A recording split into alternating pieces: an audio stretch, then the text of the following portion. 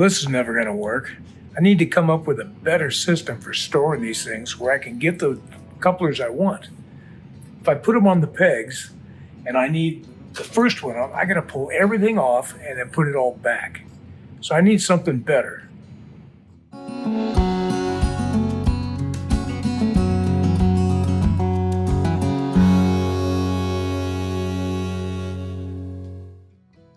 Well, hey, rail fans. How you doing today? This is Steve from Getting Back on Track with Steve. Now, I was just showing you how this is really a problem for me with all these KD couplers. How do I store them where I can easily access the exact coupler I need without having to take everything apart and put it all back together again? So it got to me thinking about my 3D printer.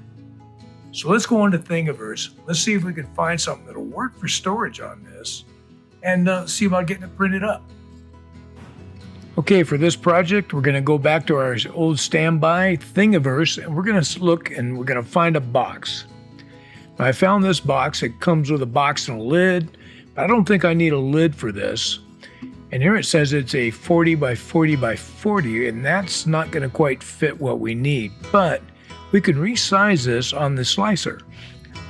So we're going to go ahead and download this file here. So we want just the box. So I'll go to my files,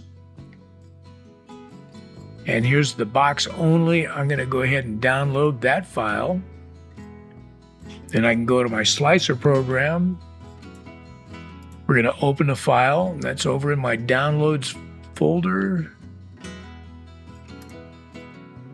Here we go. Here's our box. So this one says it's 95 by 95 by 85 millimeters. So I did some measurements, and we're going to go ahead and make some changes to the size. So the width-wise, I'm going to need this to be 92.71 inches.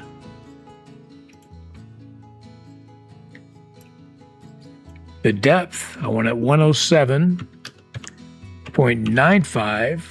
And this is all millimeters. We're going to have to do this again because I forgot to hit that darn uniform scaling again. 92.71. 107.95. And 107.95.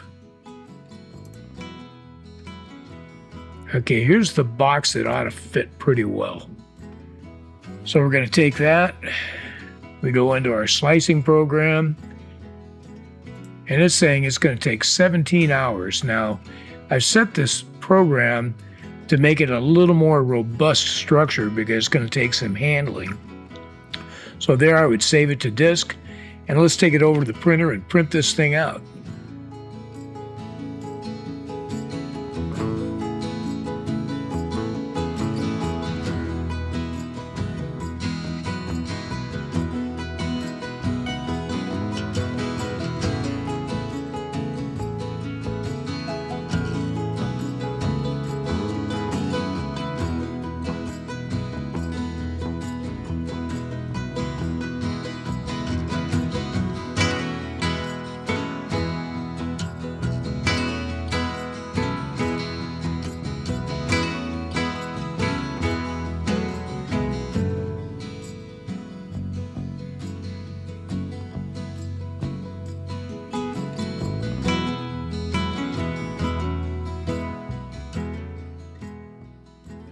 Well, that was a long time to print, but this has got to be one of the most solid objects I've ever printed. It's got some weight to it, and it'll hold up to a lot of handling. The walls are nice and sturdy.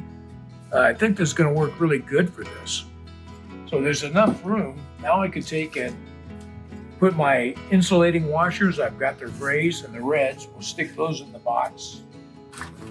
And then I can take all of my long with the underset, center set, and overset shanks. We can get those in the box. We got our medium, the same setup. Those in the box. And then we got all of our short. Get those in the box.